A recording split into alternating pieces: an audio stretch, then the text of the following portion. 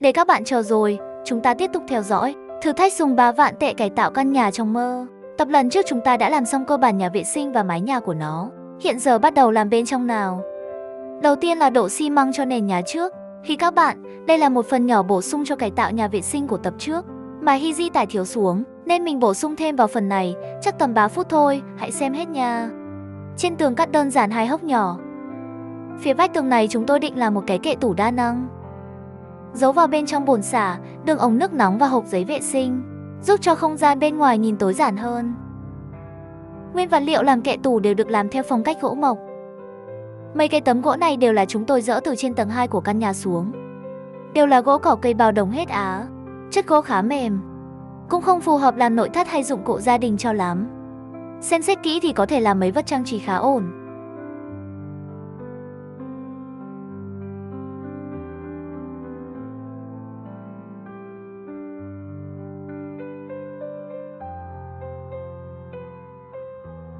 Làm xong hình thái cơ bản rồi, thì quét sơn vách ni lên bề mặt gỗ.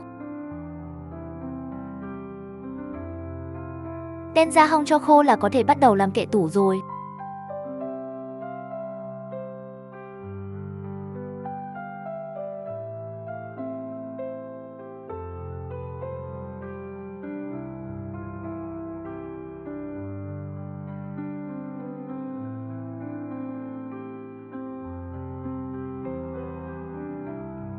Trước tiên là chát xi măng cho tường trước. Lần đầu tôi làm việc này nên không có chút kinh nghiệm nào hết, nên trên tường có rất nhiều chỗ bị gồ ghề. Chỉ đành đợi tới lúc chát bột bả mát tít lên thì làm cho phẳng lại vậy.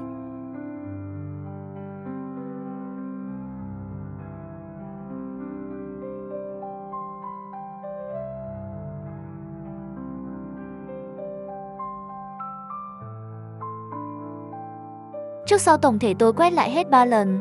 Giờ thì cũng coi như là bằng phẳng rồi. Bởi vì cần đi đường dây điện nữa, nên mấy cái công tắc với ổ cắm điện tôi đều dồn về cùng một chỗ hết. Như vậy chỉ cần đi một đường dây điện vào là xử lý hoàn hảo rồi, tiết kiệm thêm được một chút.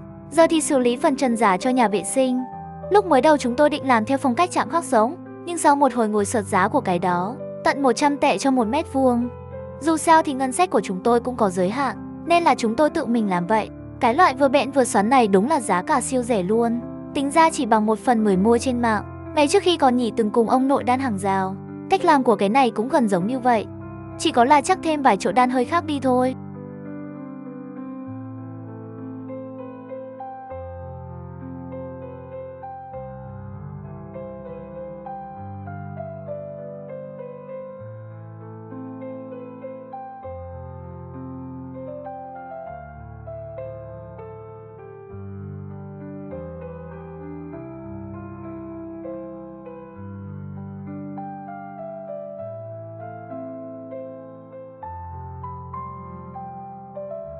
Cuối cùng thì chất lượng của phần mái nhà cũng khá tốt. Dùng đinh ghim để cố định vào khung gỗ. Đang làm thì bé mèo hôm trước đã chạy qua làm núng rồi. Con nhỏ nhưng rất hiểu chuyện luôn ấy. Đèn chiếu sáng cũng lắp ngay dưới phần mái này.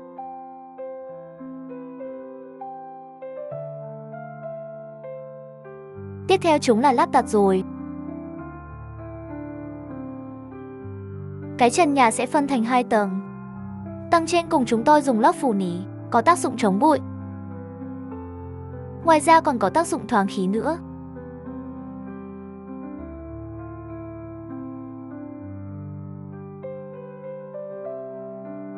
Bởi vì nhà vệ sinh có một góc tường xiên, vậy nên là lớp trần thứ 2 chúng tôi chia làm 2 miếng riêng. Lúc lắp lên thì sẽ gắn lại với nhau, như vậy về sau cũng dễ vệ sinh hơn nhiều. Giữa 2 lớp của trần nhà, vừa hay tôi lắp thêm một cái đèn sưởi cho chỗ tắm rửa. Vậy nên là cái tấm lưới đan lúc trước tôi đã cắt một mảng, phần nắp của cái đèn lắp sau cùng. Sau cùng là nối điện, cái miếng lưới còn lại lắp nốt lên là được. Vậy là hoàn thành rồi.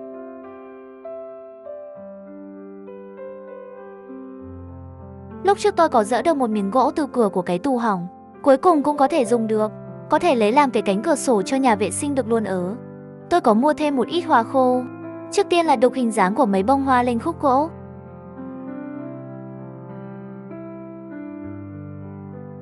Lúc trước tôi có đặt trên mạng một tấm marker, Nhưng mà trong quá trình vận chuyển đã bị hỏng mất. Tôi tiếc rẻ nên chưa có bỏ đi. Vừa hay dùng để làm một phần của cánh cửa sổ. Tôi cạo bỏ đi phần tráng gương bên dưới, rồi dùng keo dán hoa khô lên trên đó. Tiếp theo là dùng đèn UV chiếu cho khô. Vậy là chúng ta đã có được thành quả này. Có cảm giác không giống như tôi nghĩ chút nào cả. Tôi nghĩ tốt nhất vẫn là bỏ đi làm lại cho nhanh. Các bạn đã biết cửa sổ phần trước mà anh trai chê xấu từ đâu ra chưa? Chính là ổng tự làm đó mà xấu tới mức tôi cũng câm nín. Tiếp theo sẽ đi vào nội dung cải tạo căn phòng khác nha. Đã để các bạn phải chờ lâu rồi, chúng ta tiếp tục thử tách nào. Trước nay mấy công cụ cải tạo đều để ở trong phòng khách, nhìn lộn xộn khỏi nói luôn. Ở phần trước sau khi sửa xong nhà vệ sinh, chúng tôi đã đặc biệt làm riêng một cái nhà kho để đồ. Phần này chúng tôi sẽ cải tạo hoàn thiện nó. Tiện thể cũng sắp xếp lại xem đang có bao nhiêu công cụ rồi. Không nghĩ rằng chúng tôi đã mua nhiều dụng cụ tới mức này luôn ấy. Chúng tôi bắt đầu suy nghĩ liệu rằng cái nhà kho có phải hơi nhỏ quá không.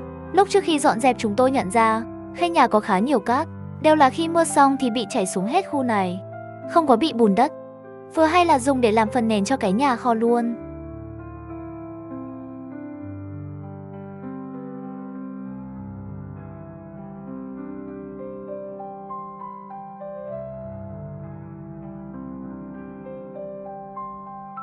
Nhà kho để dụng cụ chúng tôi không quá khắt khe với cái tường cho lắm. Vậy nên trực tiếp phun sơn lót. Dùng máy phun toàn bộ lên tường là được rồi, không cần cầu kỳ gì. Ổ điện được lắp gọn vào gần chỗ cửa ra vào. Xong xuôi thì đóng đường dây điện lại. Nếu ai không hiểu về điện đóm thì đừng bắt chước tôi nhé. Tốt nhất là các bạn nên mời thêm thợ điện về. Bức tường phía bên trái từ cửa vào dùng để các công cụ nho nhỏ, để nhìn cho gọn gàng hơn. Vậy nên là chúng tôi đã quét thêm một lớp để lấp bớt các rãnh gạch.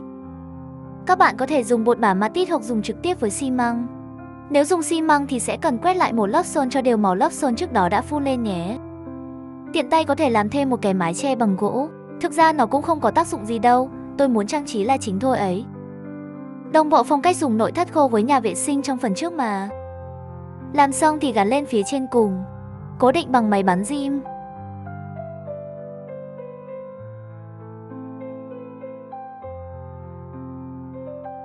Có rất nhiều công cụ có thể treo lên, nhưng mà có rất nhiều dụng cụ đầu tròn không thể treo lên được. Đắp vào một chỗ thì lại khó tìm. Chúng tôi đã nghĩ ra một cách, lợi dụng phần bệ cửa sổ để làm một cái giá cắm. Dùng cặn dầu hoặc đất dẻo đặt vào giữa. Như vậy mấy cái vít đầu tròn hoặc vít các loại khác đều được cắm gọn. Về sau vẫn có thể tùy ý điều chỉnh lại nữa, nên các bạn cứ làm theo thoải mái nha, tôi thấy khá là tiện dụng.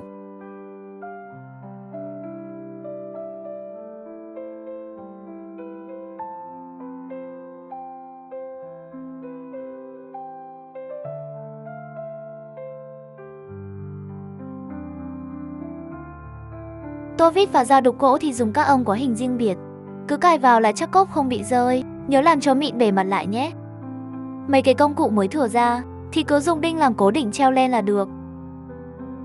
Xong treo cái giá lên trên tường như này nè.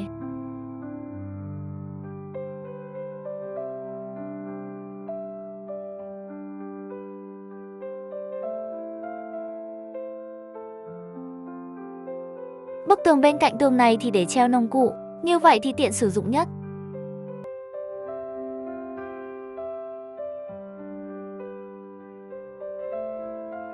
Bức tường chính thì chúng tôi làm hai cái giá, có thể dùng để các dụng cụ dùng điện trên đó, với mấy cái đồ vật chai lọ các kiểu.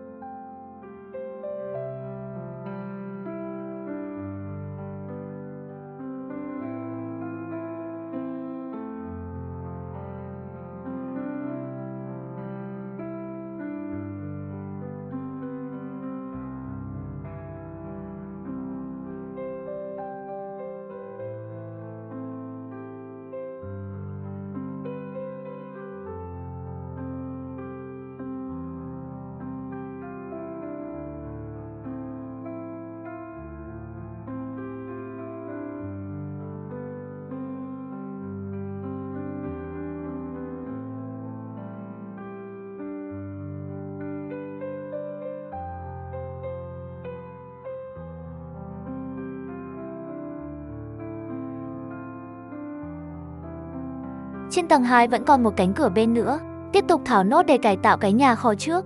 Tuy nhiên là cần chỉnh sửa chút ít trước đã.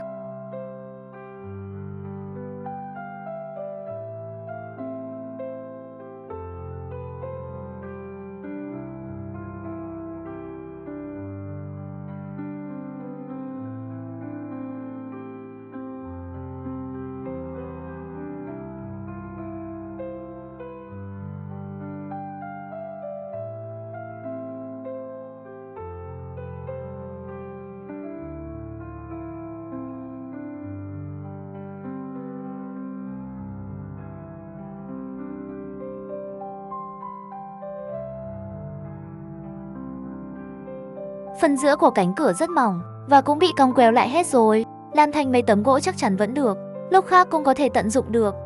Thay cho phần giữa đó thì tôi cắt các tấm bản gỗ mới, dù sao thì nó cũng bằng phẳng và nhìn mới hơn nữa, gọt bớt phần cạnh bên của mỗi khung. Sau đó thì ghép lại vào khung cửa cũ đã tháo bỏ phần giữa, nhớ khớp sát chặt lại với nhau nhé, chứ hở ra thì nhìn đối rơi ơi lắm. Đóng chặt lại rồi đem qua bên nhà kho lắp thành cửa. Đại khái là quên không làm cho nó âm tường chút rồi, chắc tôi sẽ cần bỏ bớt phần gỗ phía trên thì cửa mới ấn vào được.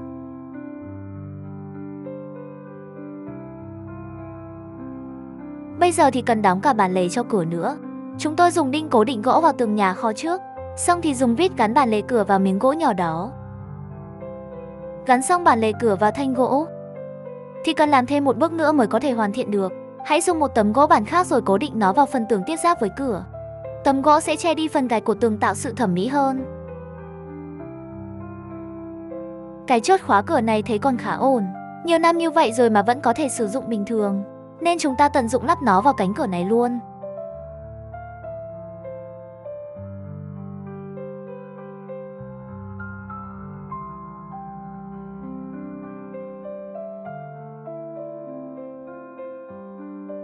Cái khối tròn này là tôi từ chỗ Đồng Nát Lượng về được.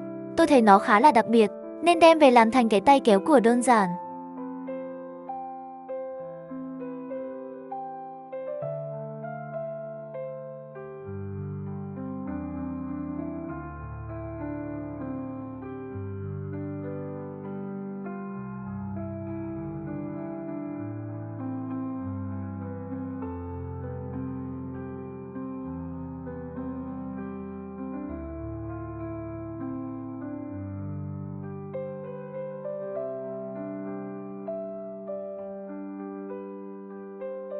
Bên trên làm thêm cái tay kéo nữa. Thuận tiện thì tôi làm thêm cái nút giữ cửa lại, coi như có hai tác dụng. Như vậy mở cửa ra có thể giúp cố định cửa lại được.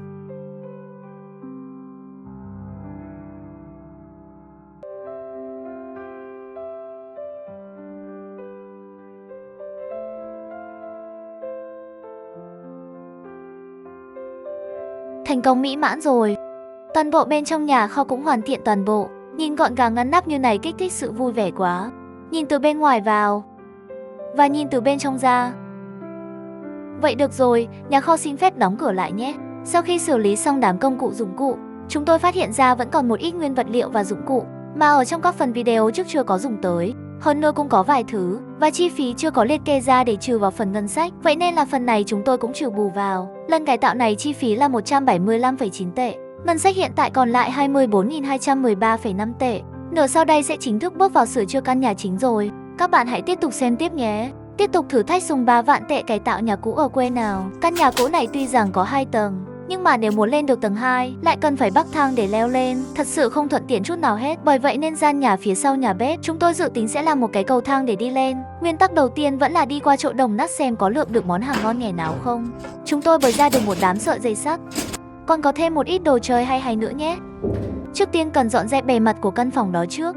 Cơ bản thì nền nhà của căn nhà này hầu hết chưa được đổ xi măng, nên đều cần dọn dẹp rác, xử lý cho phẳng bề mặt rồi đổ xi măng lên. Để phòng cho cái cầu thang bị dột, trước tiên cần làm 2 khu bậc nỉ, rồi làm dần các bước đi lên. Như vậy cũng tiết kiệm được chút ít nguyên vật liệu. Tận dụng luôn món đồ chơi mới lượm về để làm thành cái đầm cầm tay.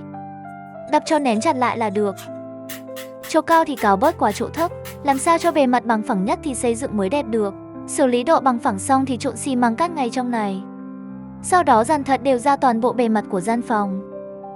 Dùng một cây ống nhựa hoặc cây thước làm phẳng bề mặt, từ trong lùi dần ra phía bên ngoài. Xong xuôi thì để cho khô. Chỗ đó sẽ làm cái bệ nâng. Cầu thang sẽ bắt đầu từ chỗ này rồi đi lên phía đó, đến cái bệ nâng đó rồi chuyển từ đó đi lên phía tầng 2. Công việc đầu tiên là cắt mấy tấm bản gỗ trước đã. Chia thành từng miếng đều nhau. Cắt đều và phân ra. Cố định một cái để làm phần bậc nhỉ ở giữa trước. Lắp thêm cái giàn giáo cho tiện. Dùng cái thang tự làm lần trước để lắp bậc nhỉ vào vị trí.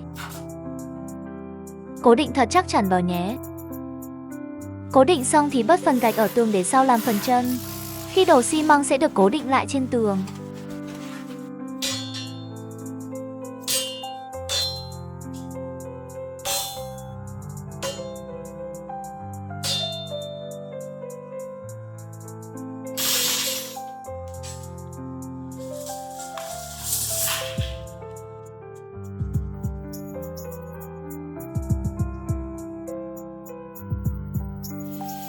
Bác hàng xóm trong thôn có tới nhà chúng tôi, nhờ cắt giúp mấy thanh sắt.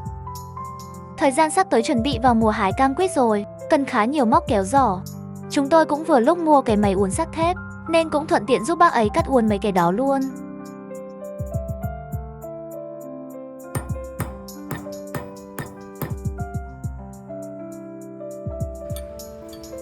Chúng tôi đã làm xong hết mấy cái móc cho bác ấy rồi.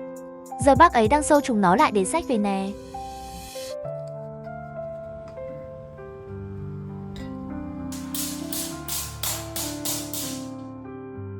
Mấy sợi sắt sau khi được duỗi thẳng thì sử dụng máy uốn thành hình mong muốn. Chúng tôi cảm thấy là mua cái máy này đúng là không sai chút nào. Công việc trở nên nhẹ nhàng rất nhiều. Giờ tới ghép sắt lại thành dàn để đổ xi măng. Cả hai chúng tôi ngồi cặm cụi ghép mấy thanh thép lên thành dàn. Bây giờ thì trộn xi măng để chuẩn bị đổ lên.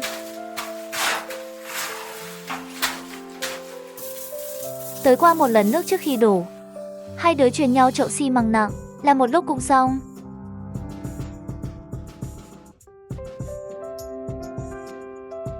Ngày tháo lót khô đã tới. Chúng ta tháo dần dần các mảnh là được, cứ dần dần thôi.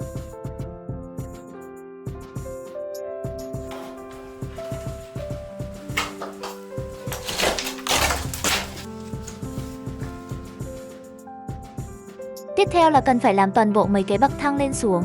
Chúng tôi vẫn còn một đống gỗ nhỏ có thể làm thành bậc cầu thang.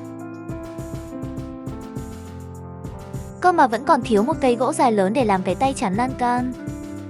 Chúng tôi đi vòng vòng trong thôn để tìm luôn, liền phát hiện quanh đó có cây thông bị đổ khá là phù hợp. Chúng tôi nhận được sự cho phép của chủ đất trong thôn, nên chỉ cắt phần mà chúng tôi thực sự cần để làm tay chắn.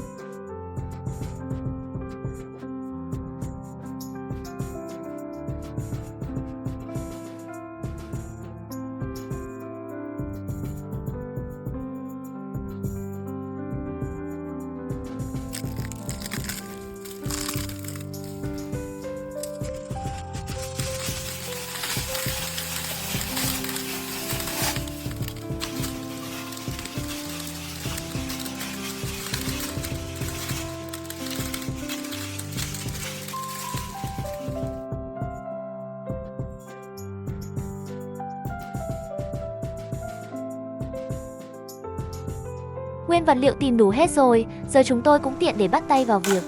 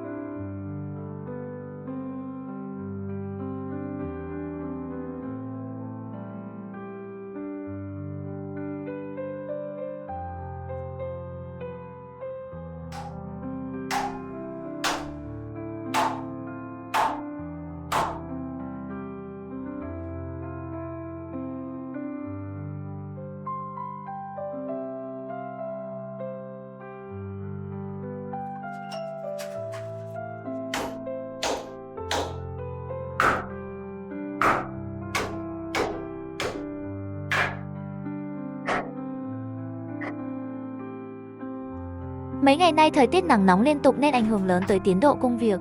Nhưng chúng tôi cũng đang cố gắng đẩy nhanh tiến độ hơn. Bước sau đây là mở lối lên tầng 2. Thông được tầng 1 lên tầng 2 coi như hoàn thành được một nửa rồi. Tiếp tục theo dõi nhé các bạn. Tiếp tục thử thách cải tạo nhà với 3 vạn tệ nào. Toàn bộ gỗ và gạch vốn dĩ lưu kho ở căn nhà cũ giờ đều được chúng tôi dùng gần hết rồi.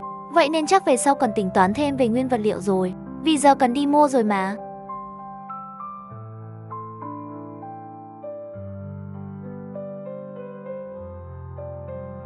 Chi phí mua nguyên vật liệu hết 7.503 tệ, ngân sách chỉ còn lại 1 vạn 5.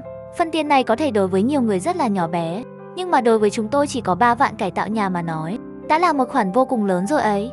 Cái cầu thang bây giờ đã hoàn thành được một nửa rồi. Gian cầu thang này cần phải cắt một phần trần nhà trên này, nên trước tiên cần dỡ phủ chống thấm cho mái nhà. Không nghĩ là cái mái nhà này lại mỏng như vậy. Để tăng thêm tính an toàn, chúng tôi quyết định bổ sung thêm sợi sắt vào các vị trí cơ bản, gia cố thêm một tầng nữa, đồng thời làm thêm các khung đỡ bậc thang.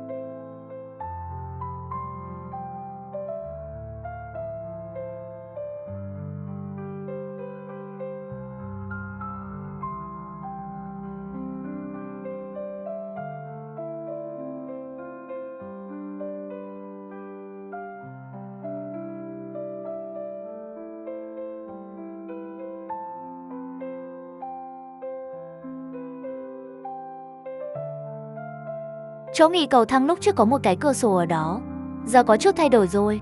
Vậy nên là chúng tôi quyết định tháo bỏ hết phần đó để làm mới lại.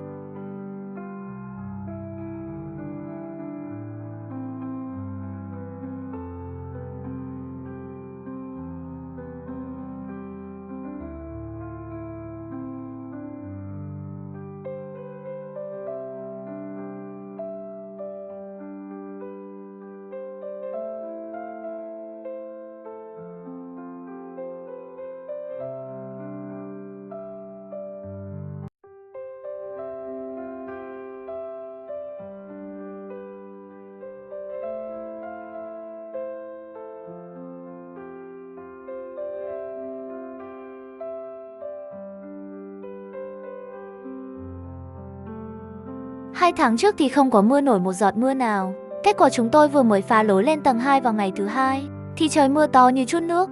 Cái cầu thang cũng hứng chọn cơn mưa luôn. Thôi cũng coi như được ngày nghỉ ngơi. Mưa tạnh cái là chúng tôi bắt tay ngay vào việc. Cần phải di rời mấy cái xà ngang đổ xi măng hôm trước vào vị trí. Mấy cái này giúp chúng tôi làm khung đổ mái nhà cho chắc. Cắn đúng vị trí và di chuyển là được. Góc nhìn từ dưới lên thấy cũng cao ghê.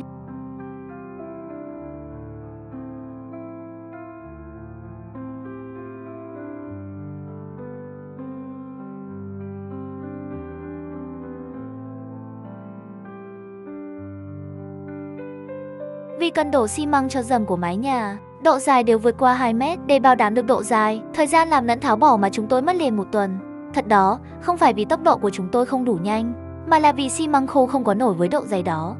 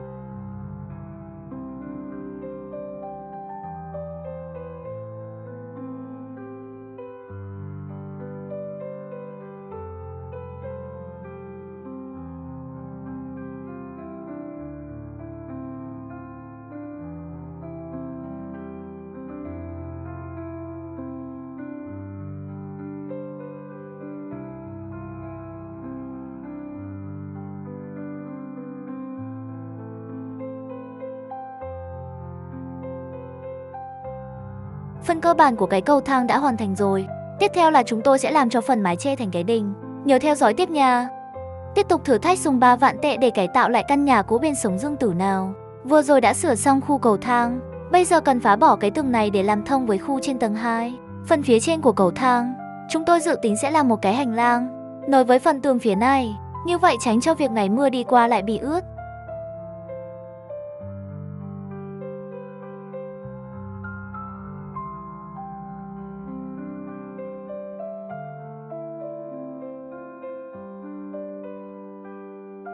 Chuẩn bị xong thì liền làm luôn.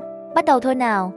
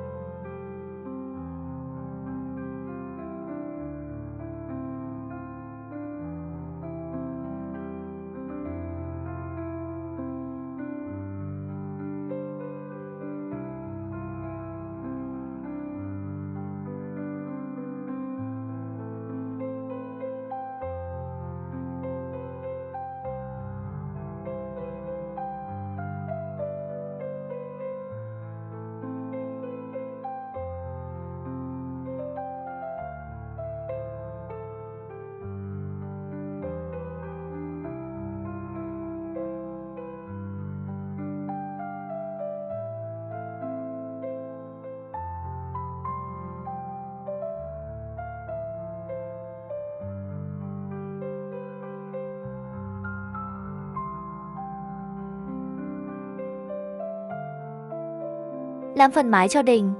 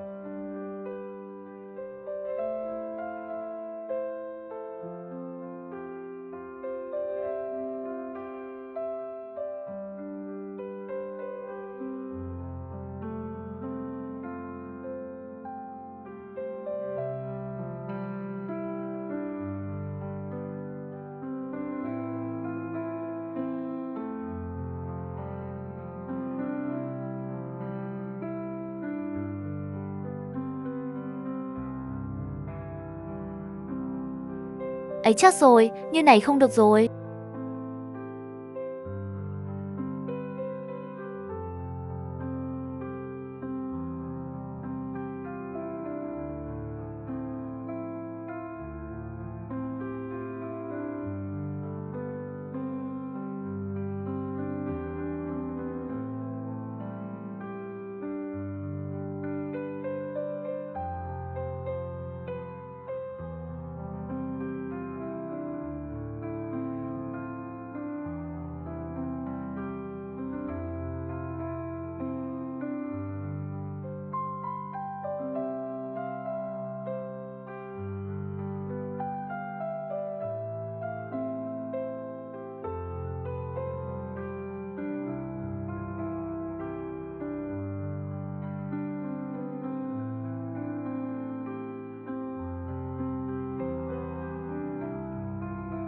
Thời tiết mấy hôm nay đúng là đẹp hen.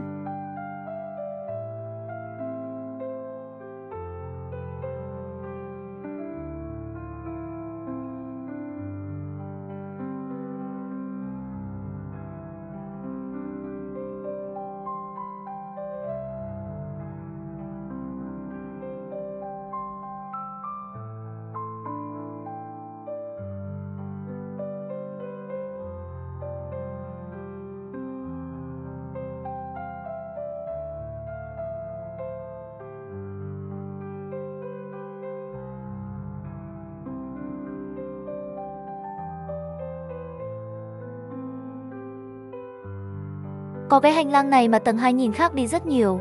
Lúc chúng tôi nằm lên trên mái rơm này, nhìn ra vẻ đẹp phía xa xa, chúng tôi thấy mồ hôi công sức đã bỏ ra rất xứng đáng. Cũng tiếp thêm động lực để chúng tôi tiếp tục cải tạo nhà tiếp. Cải tạo khu tầng 2 chắc sẽ là phần công việc cuối cùng.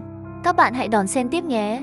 Chi phí lần này hết 535 tệ, ngân sách hiện còn lại là 14.665,54 tệ. Các bạn hãy nhìn lại căn nhà khi chưa cải tạo nhé. Giờ thì tiếp tục cải tạo lại tầng 2 của căn nhà.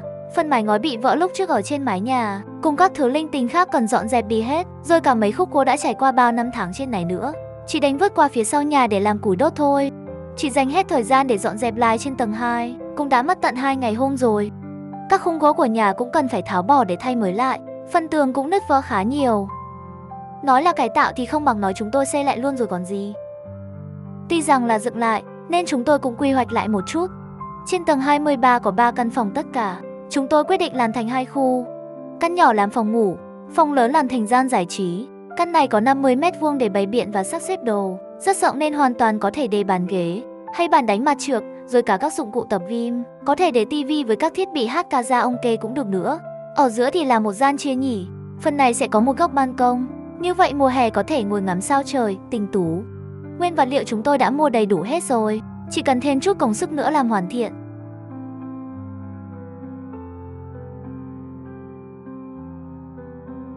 Lần đầu tiên chúng tôi tự xây bức tường lớn như vậy, cũng coi như là một thử thách lớn với chúng tôi. Cũng may mời thêm một bác thợ có tay nghề dày dặn tới chỉ bảo đôi chút cho chúng tôi, hiệu quả cũng được nâng cao rõ rệt hơn hẳn. Xây được một nửa chúng tôi mới nhớ ra, cái mái của gian dựa cũng cần được nối vào phía tường bên này. Vậy nên là bức tường lúc tách cũng cần phải dỡ bỏ một ít, sắp xếp xong hết phần kết cấu rồi mới xây tiếp.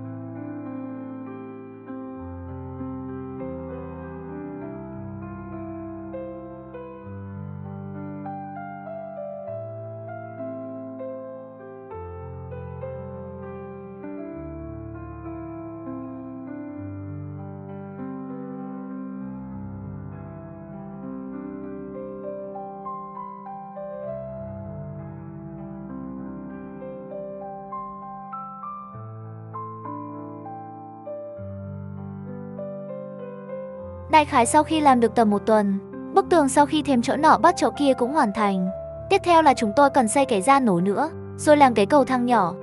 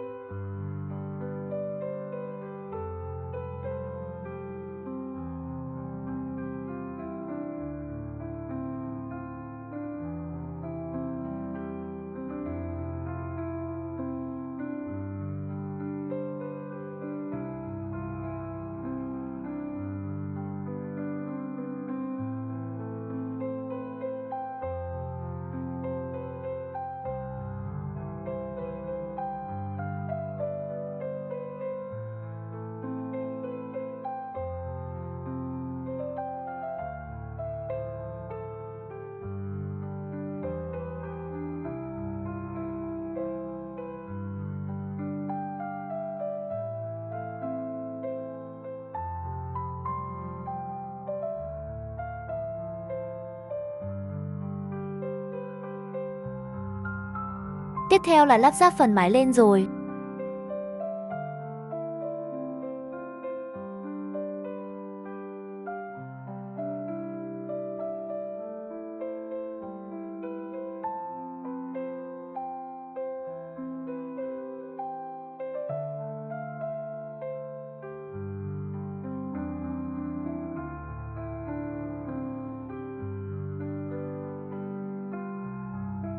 Sau khi chuẩn bị hết các vật liệu gỗ, bước này cũng rất là nhanh thôi.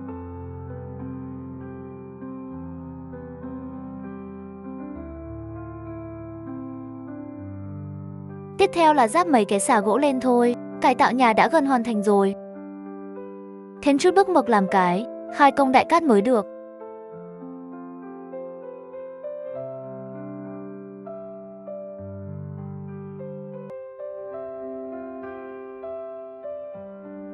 Đi lên nào. Được rồi, phần hôm nay tới đây thôi. Video cũng quá dài rồi. Phần sau sẽ là phần cải tạo còn lại của căn nhà, các bạn hãy đón xem tiếp nhé.